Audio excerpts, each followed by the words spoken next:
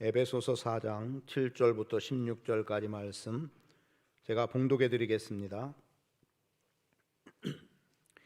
우리 각 사람에게 그리스도의 선물의 분량대로 은혜를 주셨나니 그러므로 이르기를 그가 위로 올라가실 때에 사로잡혔던 자들을 사로잡으시고 사람들에게 선물을 주셨다 하였도다. 올라가셨다 하였은즉 땅 아래 낮은 곳으로 내리셨던 것이 아니면 무엇이냐. 내리셨던 그가 곧 모든 하늘 위에 오르신 자니 이는 만물을 충만하게 하려 하심이라. 그가 어떤 사람은 사도로 어떤 사람은 선지자로 어떤 사람은 복음 전하는 자로 어떤 사람은 목사와 교사로 삼으셨으니 이는 성도를 온전하게 하여 봉사의 일을 하게 하며 그리스도의 몸을 세우려 하심이라. 우리가 다 하나님의 아들을 믿는 것과 아는 일에 하나가 되어 온전한 사람을 이루어 그리스도의 장성한 분량이 충만한 데까지 이르리니 이는 우리가 이제부터 어린아이가 되지 아니하여 사람의 속임수와 간사한 유혹에 빠져 온갖 교훈의 풍조에 밀려 요동하지 않게 하려 함이라. 오직 사랑 안에서 참된 것을 하여 범사에 그에게까지 자랄지라. 그는 머리니 곧 그리스도라. 그에게서 온몸이 각 마디를 통하여 도움을 받음으로 연결되고 결합되어 각 지체의 분량대로 역사하여 그 몸을 자라게 하며 사랑 안에서 스스로 세우느니라. 아멘. 우리에겐 소원이 하나 있네. 찬양합니다.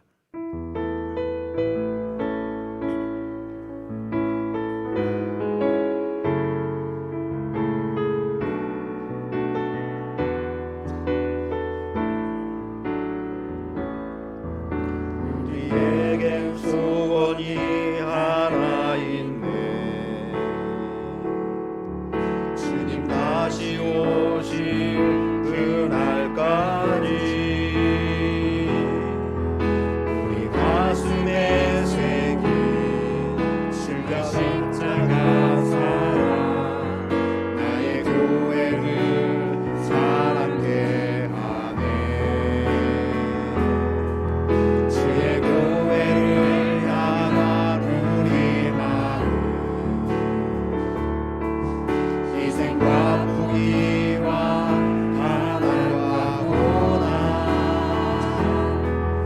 하물며 죽음조차 우릴 막을 수 없네. 우리 교회는 이 땅의 희망. 교회를 교회되게 예배를 예배되게 우릴 사용하소서. 진정한 부흥의 날 오늘 임하도록 우릴 사용하소서. 우리에겐 소원이 하나 있네. 주님 다시 오실 그날까지 우리 가슴에 새긴 주의 십자가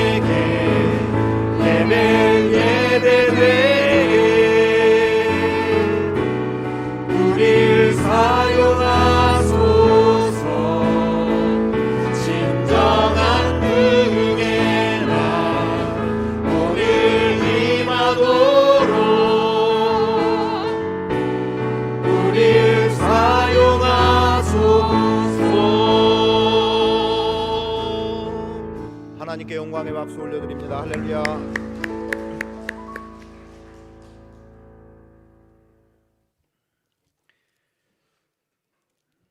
어제 오후에 큰 기쁨이 있었습니다. 그 기쁨의 내용은 어찌 보면 별것 아니지만 우리가 한 번쯤 서로를 격려하고 생각해 봐야 될 문제라 여겨지는데요. 오늘 일부 예배에 나오다 보니까 일부 예배에 9반 10반 여선교 회원들이 나와 있는 거예요. 물론 전체가 다 나온 건 아니었습니다만 지금 주반 봉사를 하기 위해서 일부 예배에 참여를 한 겁니다. 제가 그동안 그렇게 본 적이 없었던 것 같은데 오늘 어찌됐든 그러한 모습을 보게 됐지요. 개인적으로는 여러 모양으로 이야기했던 것 가운데 하나가 일부 예배 봉사자들은 일부 예배 봉사를 하고 2부 예배를 해야 하고, 또 2부 예배 봉사자들은 일부 예배를 한 후에 2부 예배 봉사자로 서야 된다는 거였습니다. 그러니까 예배하고 봉사하고 또는 봉사하고 예배하고, 왜냐하면 봉사의 일 때문에 예배가 소홀히 되면 안 된다는 거죠. 그러하기 때문에 우리는 그 목적으로 1, 2부 예배를 나눠서 하는 것은 아니지만 그러나 1, 2부로 구분이 돼 있으니까 그리하면 좋겠다는 거였습니다. 그러니까 지금 9반 10반 여선교 회원들, 여선교회로는 가장 나이가 적고 또 흔히 여러분들이 쓰는 표현으로는 아직 어린 그러한 성도들이라고 말을 하기도 하지만 사실 그들도 예전에 우리가 충성하고 봉사했던 그때쯤의 나이로 보면 사실은 그들이 다 우리가 가장 열심을 냈던 그때의 나이입니다. 우리 수명이 좀 길어지다 보니까 지금은 오히려 가장 어리게 보여지지만 사실은 힘있게 움직였던 세대들이었습니다. 그런데 점점 이제 나이가 많아져 가면서 그들이 여전히 어리다라고 보여지니까 그들이 무엇을 할 수 있을까라고 하는 생각을 하는 경우들이 있었고, 또는 맡기고 일을 하기가 조금은 불편한 점도 있었던 것 같습니다. 그런데 어제 모습을 보면서 그러한 생각은 기우였다는 거죠. 사실은 불필요한 생각들이었다는 거예요. 그들도 맡겨주면 그들의 맡은 바 일에 최선을 다하고 충성스럽게 사명을 감당한다는 거였습니다. 제가 어제라는 표현으로 시작했습니다만 어제의 모습은 그들이 어쩌면 이것저것 다 할 수 없어서 다양하게 또는 힘들고 어려운 일들을 피할 거라고 생각을 했는데, 어제 음식을 준비하는 그 과정은 시간을 많이 들여야 되는 그러한 것으로 준비를 하고 있더라고요. 그래서 제가 그런 부분에도 이야기를 좀 하긴 했습니다만, 그리고 이제 그들의 수고 때문에 또 저에게 개인적으로 큰 기쁨이 됐기 때문에 끝나고 나서 차를 마시고 가라고, 그리고 이제 제가 카페에 가서 이야기를 해놨어요. 오늘 차는 내가 사겠다고. 그랬더니 집사님 중에 한 분이 목사님 우리가 와서 좋구나 이런 표현을 했어요. 예, 참 기뻤습니다. 좋았습니다. 왜냐하면 잘 하지 못할 것 같다고 여겼던 그들이 열심을 내고 있었고, 그리고 그 이후에 그들이 다 돌아간 후에 들은 이야기입니다만, 아유 어떻게 이렇게 힘든 일을 하냐고 그렇게 어느 권사님이 물으셨던 모양이에요. 그랬더니 뭐라고 대답을 하냐면 일 잘하는 집사님이 이거 하라 하면 이거 하고 저거 하라 하면 저거 하고, 그래서 하라는 대로 그 지시대로 우리가 하기 때문에 그래서 그 어려운 일을 기쁘게 감당할 수 있었다라는 이야기를 하더라는 겁니다. 참 중요한 내용이죠. 누군가가 일을 주도적으로 움직여서 잘할 수 있는 사람이 있고, 그리고 더 잘하는 사람을 내가 더 앞서서 또는 내가 이끌어갈 수도 있음에도 불구하고 더 잘하는 사람을 앞세우고, 나이가 같고 혹은 나이가 더 어리기도 함에도 불구하고 그의 말을 따라서 이거 달아 하면 하고 저거 달아 하면 저거 하고 하니까 말 그대로 일사불란하게 일이 이루어지더라는 겁니다. 교회는 그런 겁니다. 우리가 그리스도의 몸을 세운다라고 하는 제목으로 오늘 말씀을 드리지만 그리스도의 몸을 세운다는 게 바로 그런 거예요. 서로가 서로 협력하고, 오늘 나온 말씀대로라고 하면 16절에 그에게 온몸이 각 마디를 통하여 도움을 받음으로 연결되고 결합되어 각 지체의 분량대로 역사하여 그 몸을 자라게 하며 사랑 안에서 스스로 세우느니라. 연결되고 결합된, 그래서 누군가가 지침을 주면 그 지침대로 너나 할 것 없이 다 따르고 하다 보니까 서로 분란이 일어날 일도 없고 그리고 기쁘게 일을 감당해 나가게 되더라는 겁니다. 참 기쁘고 감사한 일이었어요.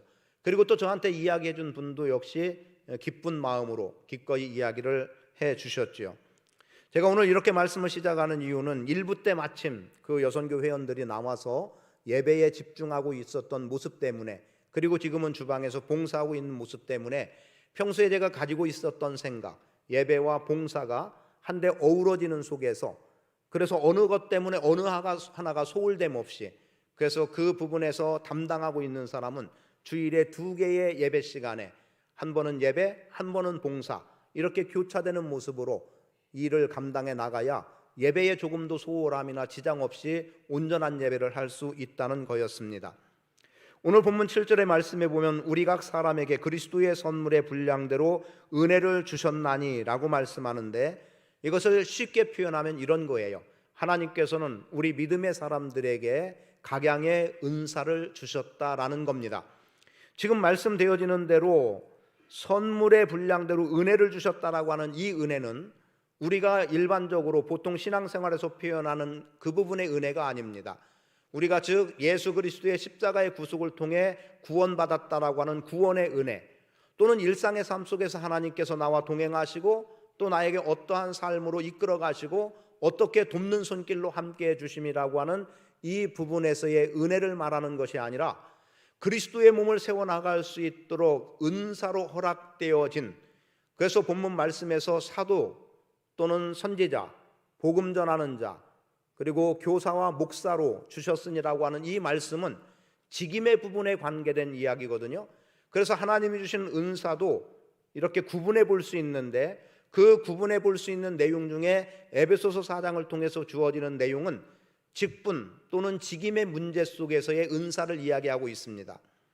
여러분들에게 혹시라도 당신은 어떤 은사를 갖고 있습니까?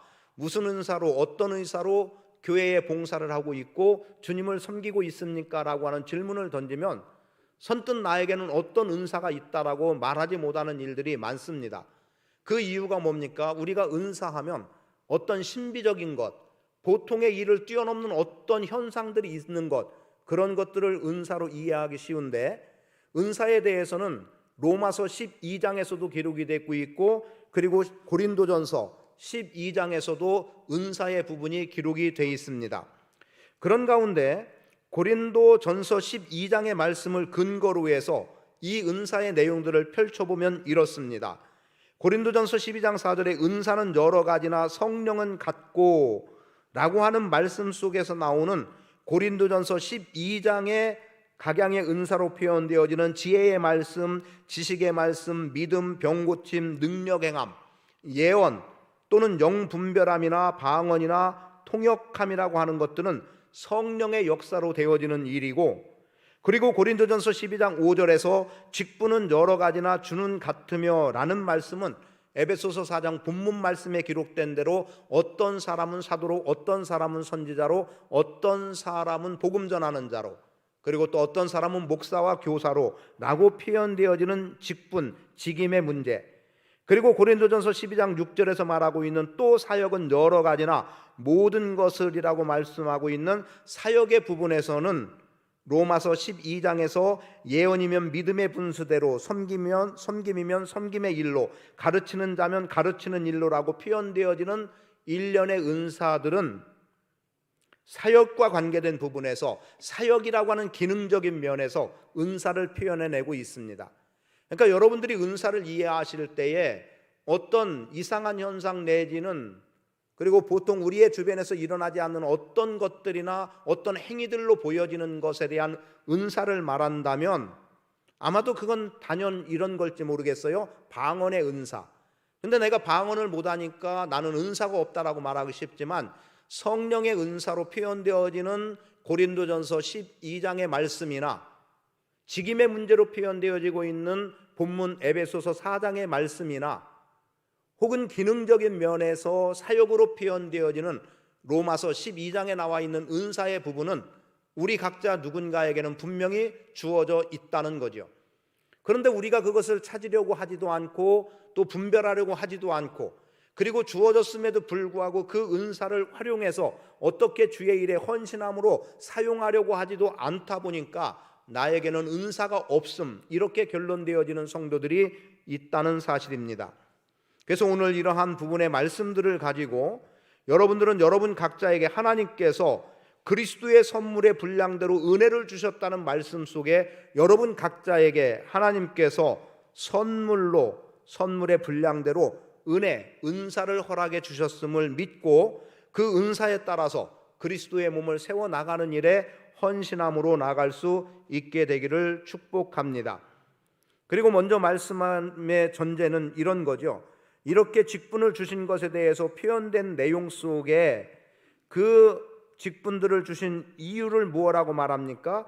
그 직분을 준 이유는 성도를 온전하게 하기 위함이라고 하는 말씀과, 그리고 봉사의 일을 하게 함이라는 것과 그리스도의 몸을 세우려 하심이라고 하는 말씀이 있기 때문에 그 가운데 가장 중요하게 여길 만한 그리스도의 몸을 세움이라고 하는 것에 제목을 달고 몇 가지로 함께 보기를 원합니다.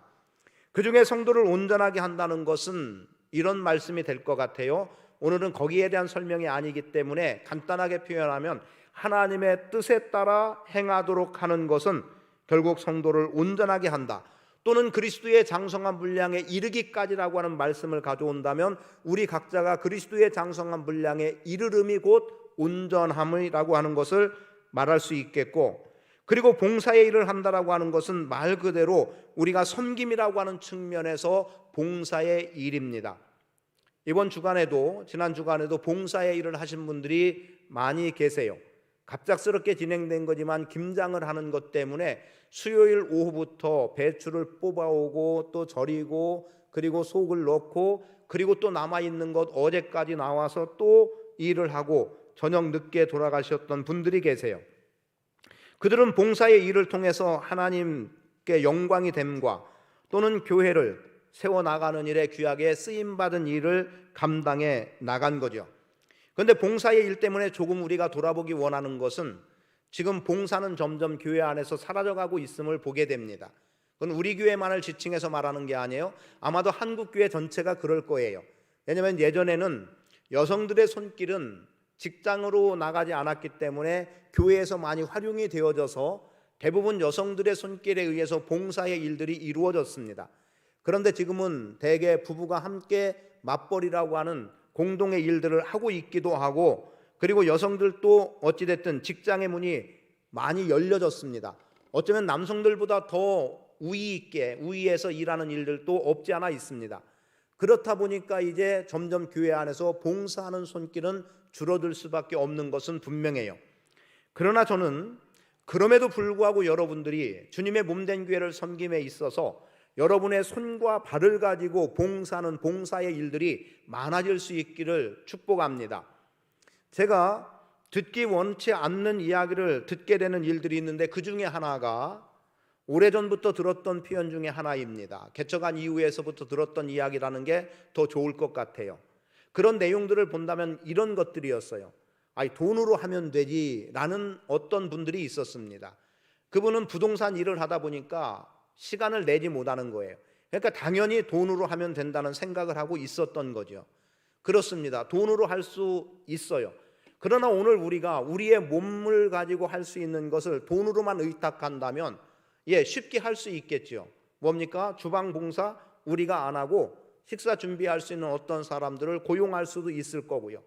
청소하는 사람을 두고 예배당 청소를 하고 우리 손으로 안 해도 될 거고, 그러면 좀 지나친 표현이 되겠지만 어느 순간 아마도 우리는 그냥 예배당에 나가서 예배만 하고 온다는 생각을 가지고 있다고 한다면 아마 안내위원도 불신자를 세워놓고 돈을 얼마 주고 당신이 우리 교회 안내를 주보는 이렇게 나눠주고 성도들은 어떻게 앉도록 하고 뭐 이런저런 것들을 사람을 고용해서 다 해버린다면 오늘 성경에서 말씀되고 있는 봉사의 정신은 어디서 찾겠습니까? 저는 오늘 우리가 맞벌이로 힘들고 어려운 것 압니다. 여성들도 일하다 보니까 더 많은, 그럼에도 불구하고 오늘 우리가 힘을 모을 수 있는, 그래서 손으로 하고 발로 할 수 있는 일들을 우리가 감당해 나가는 것 필요하다고 봅니다. 교회 재정이 많아지면 많은 가운데 무조건 다 돈이면 된다, 이런 생각들은 봉사의 일을 하게 하는 것에 어긋날 수밖에 없다는 거죠. 그런 속에서 그리스도의 몸을 세운다라고 하는 말씀이 있는데, 그리스도의 몸은 어떻습니까? 그리스도의 몸은 왜 세워야 되느냐? 그리스도의 몸인 교회는 살아있는 유기체이기 때문에 그렇습니다. 우리는 살아있는 거예요.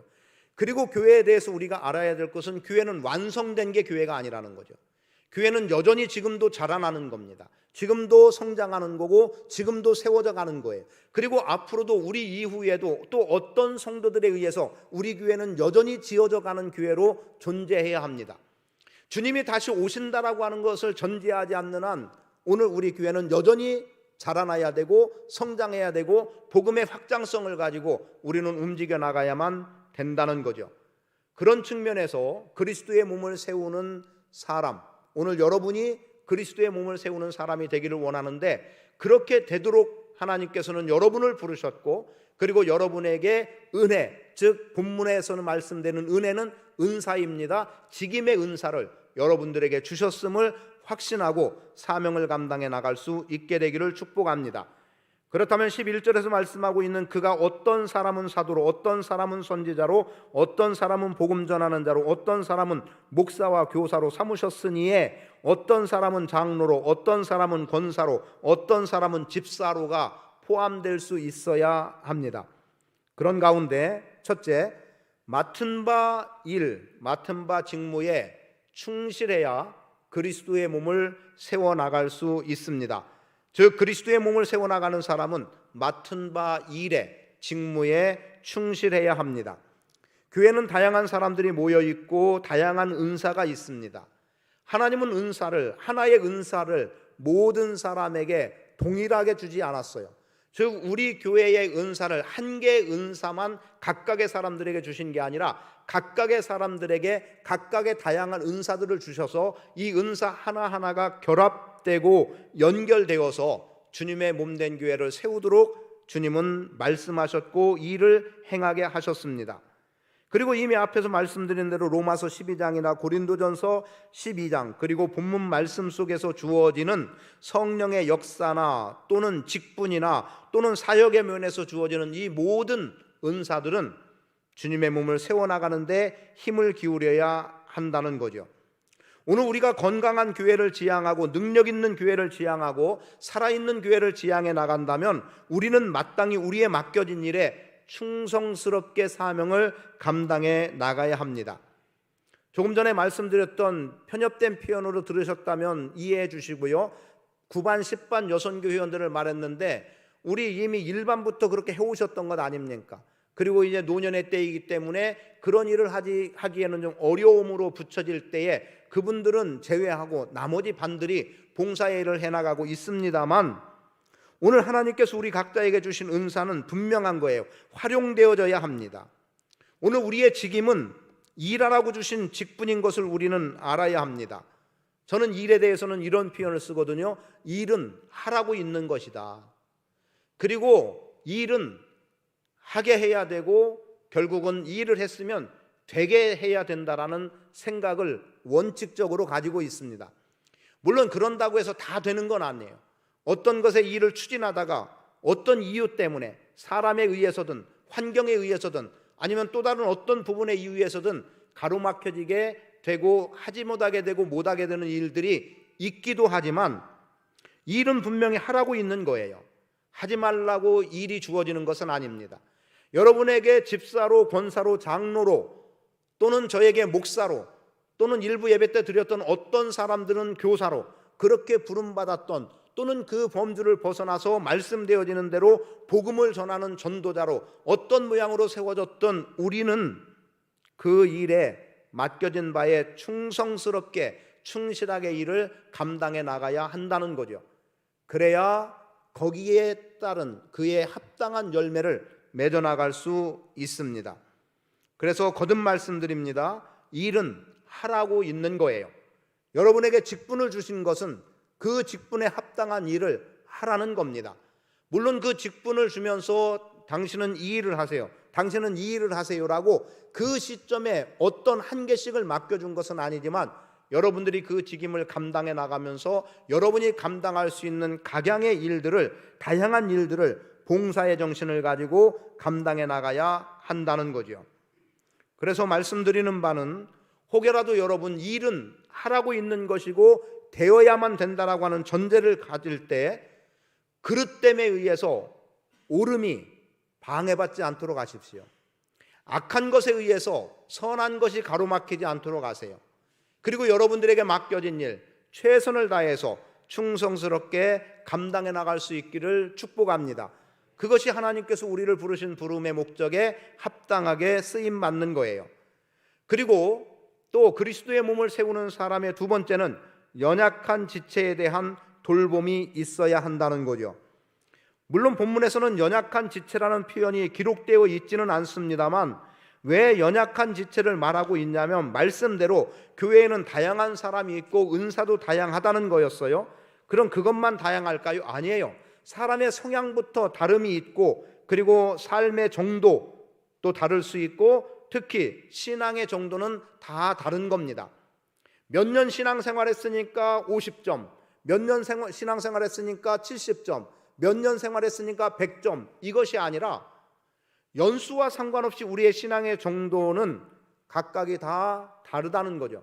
물론 그렇게 수치로 점수를 먹일 수는 없겠습니다만 신앙의 정도가 다를 때 그 신앙의 정도의 다름을 우리가 신앙이 좋다 혹은 강하다라고 한다면 연약한 자들에 대해서 마땅히 돌보아 줄 때 비로소 그리스도의 몸이 온전하게 세워질 수 있는 겁니다. 13절에 보면 우리가 다 하나님의 아들을 믿는 것과 아는 일에 하나가 되어 온전한 사람을 이루어 그리스도의 장성한 분량이 충만한 데까지 이르리니, 그리스도의 장성한 분량이라고 하는 전제가 돼 있어요. 여기에까지 우리가 미쳐 나가야 되는데 여기에 미치지 못하는 어떤 사람들에 대해서는 우리가 여기에 미치도록 서로 연결되고 결합됨 속에서 그들을 마땅히 도와야 한다는 거죠. 그것을 연약한 지체에 대한 돌봄으로 말씀을 드립니다. 여러분들이 그리스도의 장성한 분량이 충만한 데까지 이르기 위해서 가져야 되는 것이 있어요. 그것은 하나님의 아들을 믿는 것, 그리고 하나님의 아들을 아는 것, 즉 그리스도를 믿음과 그리스도를 얼마나 알아가는 것이 그리스도의 장성한 분량에 이르기까지의 모습이라는 것을 우리는 알아야 합니다. 그리고 이렇게 하나님의 아들을 믿는 것과 아는 일에 하나가 되어서 온전한 사람을 이룬다라고 13절은 말씀하고 있고요. 그리고 연약한 지체의 그림을 14절은 이렇게 말합니다. 이는 우리가 이제부터 어린아이가 되지 아니하여 사람의 속임수와 간사한 유혹에 빠져 온갖 교훈의 풍조에 밀려 요동하지 않게 하려 함이라. 즉 연약한 지체는 어떻습니까? 사람의 속임수, 간사한 유혹, 온갖 교훈의 풍조에 이리저리 밀려달리고 요동할 수밖에 없는 사람들이 연약한 지체라는 거죠. 그런데 가만 보면 성도들에게 있어서 저를 포함합니다. 별것 아닌 거에 요동할 때가 참 많아요. 저도 별것 아닌 소리를 듣고 요동할 때가 있고요. 얼마 전에도 별것 아닌 건데 어떤 소리를 듣고 제가 마음에 상함이 생겨버린 적도 있었습니다. 사실 요동할 이유가 없는데 우리는 쉽게 요동하는 것들을 보게 되죠. 그런 그 요동함은 결국은 어디에서 나옵니까? 어린아이 같은 신앙에서 나오는 거라는 거죠. 저에게도 수많은 어린아이 같은 신앙이 있음을 보게 돼요. 그래서 계속해서 말씀과 더불어 기도와 더불어 어느 정도 신앙에 오르기까지의 애쓰는 노력을 하고 있고, 말씀 묵상과 기도를 통해서 하나님의 음성을 듣고자 하고 하나님의 인도함을 받고자 하는 발버둥을 치고 살아가고 있습니다. 혹시 여러분 주변에 사람의 속임수나 간사한 유혹, 온갖 교훈에 의해서 요동하는 사람들이 있다면 여러분들은 그들을 붙잡아주고 세워나가는, 그래서 연약한 지체에 대한 돌봄이 분명히 있어야 하는 겁니다. 그리고 또 그것뿐이겠습니까? 살아가다 보면 그들의 삶의 형편들 때문에 힘들고 어려운 일들이 있을 수 있죠. 그런 사람들을 붙잡아 세워야 되고, 그리고 신앙에서 아직 말 그대로 초보적인 신앙을 가진 사람들, 즉 교회 안에 들어온 지 얼마 되지 않아서 도무지 어떻게 해야 되는지 모르는 사람들이 있다면 그들에 대해서 마땅히 우리는 돌보는 일을 감당해 나가야 합니다. 그럼 그렇게 감당할 여러분들은 강한 자가 되어야 되지 않겠습니까? 그 강함의 모습은 15절에 기록이 됩니다. 오직 사랑 안에서 참된 것을 하여 범사에 그에게까지 자랄지라. 그는 머리니 곧 그리스도라. 오직 사랑 안에서 참된 것을 하여라고 말씀하고 있어요. 오직 사랑 안에서. 제가 오늘 예배의 시작을 로마서 12장 9절 말씀부터 인용했어요. 사랑에는 거짓이 없나니 악을 미워하고 선에 속하라. 형제를 사랑하여 서로 우애하고 존경하기를 서로 먼저 하며 부지런하여 게으르지 말고 열심을 품고 주를 섬기라. 소망 중에 즐거워하며 환난 중에 참으며 기도에 항상 힘쓰며 성도들의 쓸 것을 공급하며 손 대접하기를 힘쓰라. 여기에 무슨 설명이 필요하겠습니까? 여러분 집에 가셔서 로마서 12장 꼭 읽어보세요. 은사에 대한 내용과 함께 표현되어지는 이러한 내용들, 우리는 마땅히 그렇게 살아가야 된다는 거죠. 그렇게 사는 자들이 강함인데 로마서 12장에서도 사랑을 말하고 있고 본문에서도 오직 사랑 안에서라고 하는 사랑의 풍성한 자가 강한 자입니다. 그런 사람들이 연약한 지체들 돌보아줄 수 있는 거예요. 그들이 신앙을 돌봐줄 수 있고 삶의 형편을 돌봐줄 수 있고 연약한 지체들, 육체적으로도 연약하다면, 경제적으로도 연약하다면, 신앙적으로도 연약하다면 그 연약한 부분을 돌봐줄 수 있는 일들이 오늘 여러분 안에 넘쳐나기를 축복합니다. 그런 가운데 거듭 강조하는 것, 연결되고 결합되어입니다. 여러분 연결된 자로 사십시오. 결합됐다는 건 하나입니다. 연결되고 결합됐다면 어떻습니까? 어느 한쪽이 힘을 잃어가면 강한 한쪽이 힘을 잃어가는 쪽을 일으켜 세워줄 수 있는 거예요.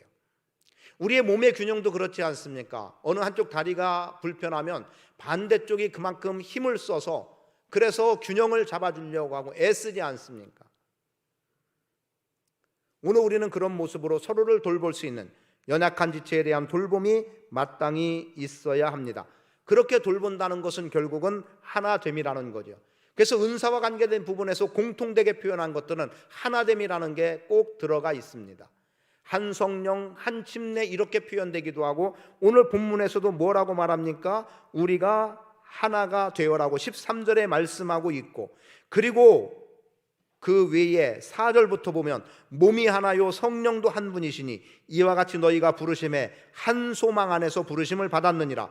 주도 한 분이시요 믿음도 하나요 침례도 하나요 하나님도 한 분이시니 이렇게 표현되면서 하나를 말해주고 있습니다. 그리스도의 몸을 세우는 사람들은 연결되고 결합되어 하나됨 속에서 연약한 지체를 돌봐야 됩니다. 세 번째는 그리스도의 몸을 세우는 사람들은 말씀을 가르치는 자와 함께 해야 합니다. 교회에는 말씀을 가르치는 자와 말씀을 받는 자로 크게 구분할 수 있는데 그런 이유는 교회는 하나님의 말씀으로 세워졌기 때문입니다. 하나님의 말씀하시는 하나님이시고 또 진리의 말씀은 하나님의 입을 통해서 나오는 말씀이고 하나님은 그렇게 말씀으로 언약을 세우시고 언약을 성취해 나가시는 하나님이십니다. 목사한테 잘해라 이렇게 단순히 받아들이지 않으셨으면 좋겠습니다. 대신에 분명한 것은 교회 안에서 리더들이 있단 말이죠. 그들의 말에 귀를 기울일 수 있어야 되고 가르치는 자와 함께 할 수 있어야 됩니다. 이 가르치는 자와 함께 한다는 것은 가르치는 자를 존중한다는 의미가 담겨 있습니다. 본문을 보세요. 어떤 사람은 사도로, 어떤 사람은 선지자로, 어떤 사람은 복음 전하는 자로, 어떤 사람은 목사와 교사로 삼았다는 내용이 있기 때문에 그리고 그들이 결국은 그리스도의 몸을 세우는 것 아닙니까? 이들이 그리스도의 몸을 세우는 일에 더 힘을 기울이고 있다고 한다면 마땅히 가르침을 받게 되는 성도들은 그들에 대해서 달리 말하면 이렇게 말씀드리겠습니다. 저는 제가 어떻게 살아가든 삶의 모습에 그냥 50이라는 수치로 전제하겠습니다. 가장 낮은 개념으로 말하면 49대 51 개념으로 볼 때 저는 누가 뭐래도 저 스스로도 51은 주님의 일에 더 많이 기울어져 있습니다. 49가 주님의 일이 아니라 51이 주님의 일의 개념이 저에게는 있다는 거죠. 왜이겠습니까? 그렇게 부름받았고 목사라는 직분을 받았기 때문에 그렇습니다. 그러하다면 지금 본문에 나와 있는 11절에 기록된 사람들은 한마디로 말하면 가르치는 자요. 지난주에 말씀되었던 고린도전서 4장 1절의 말씀을 빌린다면 하나님의 비밀을 맡은 자입니다. 하나님의 비밀을 맡은 자는 마땅히 하나님의 비밀을 풀어서 전하고 가르쳐야 되겠지요. 한 예를 들면 사도행전 말씀 속에 빌립 집사와 그리고 에디오피아 여왕의 국고를 맡은 그 내시에 대한 이야기가 나옵니다. 어떻습니까? 지금 이 에디오피아의 국고를 맡은 내시는 그가 수레를 타고 가면서 무언가 두루마리를 읽고 있어요. 그런데 빌립 집사와 이야기를 나눌 때까지로 보면 이 사람은 그게 무슨 말인지 전혀 모르고 그냥 읽기만 하고 있는 겁니다. 그런데 이보다 바로 앞서서 성령께서 빌립 집사로 하여금 광야로 가게 했어요. 아니 왜 광야로 내려가게 합니까? 그래서 광야로 내려가 봤더니 마침 그때의 에디오피아의 국고를 맡은 내시가 수레를 타고 가고 있던 거예요. 그리고 그가 두루마리를 보고 있는데 그 내용이 뭐냐고 물으니까 가르쳐주는, 알게 해주는 자가 없기 때문에 모른다는 겁니다. 그때 빌립 집사가 그 말씀을 풀어서 예수 그리스도를 증거하고 복음의 말씀을 전해주는 거죠. 즉 그 말씀이 바로 예수 그리스도라는 거예요. 그 말씀 속에서 예수 그리스도를 보게 하고 그 말씀 속에서 복음을 발견해야 되는 거죠. 그런데 문자만 보고 있던 그에게 가르침을 통해서 그의 눈을 열어주셨고 그의 신앙의 문을 열어주었고 그래서 그 내시는 곧바로 빌립 집사에 의해서 침례를 받는 것을 보게 됩니다. 그러하다면 여러분, 말씀을 가르치나 저는 여러분들도 말씀을 가르치는 사람들이 되기를 바랍니다만 말씀을 가르치는 자들과 함께하는 것 중요하고요. 그래서 갈라디아서 6장 6절은 무엇라고 말하냐면 가르침을 받는 자는 가르치는 자와 좋은 것을 함께하라고 말씀하고 있습니다. 사역자들은, 저를 포함한 전도사들은 겸손함으로 성도들을 섬기도록 더욱 힘쓰겠습니다. 여러분들은 사역자들을, 즉 말씀을 가르치는 자들을 존중하고 신뢰해 주시기를 바랍니다. 듣지 말아야 될 소리 중에 하나가 이런 소리였어요. 돈 주고 쓰는 전도사. 여러분, 돈 주고 쓰는 전도사 쓰지 마세요. 그런 돈 주고 쓰는 전도사들이 여러분에게 무슨 도움을 주겠습니까? 전혀 도움이 안 돼요. 물론 레위 지파에 대해서 하나님께서 내가 기업되고 분깃되어 주신다고 말씀하고 있고 그래서 전적으로 교회 일을 감당하는 자들을 하나님께서 책임져 주셨기 때문에 지금도 저를 포함한 사역자들은 교회가 책임져 주고 있지만 책임져 준다고 해서 돈 주고 쓰는 목사, 그럼 이 교회에 돈 주고 쓰는 목사는 있을 필요가 없는 거예요. 그런 태도로 보는 사람들이 의외로 많습니다. 그리 되면 안 되는 겁니다. 목사가 목사 존중하라고 말하는 거 쉬운 얘기 아니지만 본문에서 분명하게 표현되어지는 내용들이 이런 것들, 즉 그리스도의 몸을 세움에 있어서 필요한 부분인 거지요. 그래서 주의 일에 전적으로 헌신하며 살아가는 사역자들에 대해서 여러분들이 신뢰하고 존중해 주는 태도는 마땅히 필요하다고 믿습니다. 그럴 때 교회는 더 든든하게 세워지고 바르게 세워질 수 있는 거죠. 왜요? 사역자들은 그 일에 온 힘을 기울여서 사역을 감당하고 또 필요하다면 성도들에게 그 길을 제시하고 함께 갈 수 있는 길들을 열어주고 그렇게 하면 서로 일치되고 서로 결합되고 그래서 교회는 사역자와 성도들도 연결되고 결합되어지는 모습이 필요한 겁니다. 그래서 서로의 존중 속에서 주님의 몸된 교회를 세워나가는 것 마땅히 필요한 거죠. 단순히 근무하는 사람, 근로자 정도로 대하지 마시고 그래서 어떤 우리가 이러이러하니까 마음대로가 아니라 존중해 주세요. 그럼 더 겸손함으로 주의 일을 감당해 나갈 겁니다. 그러나 세상의 기준과 세상의 잣대로만 들이대고 있다면 할 수 있는 힘을 상실해 버리고 맙니다. 의욕도 상실되고 하고자 하는 마음, 더 열심히 할 수 있음에도 불구하고 제한된 사역밖에 하지 못하는 거예요. 그만큼의 능력껏 하나님이 주신 은사대로 사역을 펼쳐나갈 수 있도록 말씀을 가르치는 자와 함께하는, 그래서 주님의 몸된 교회를, 그리스도의 몸을 세워나가는 복된 교회 되시기를 축복합니다.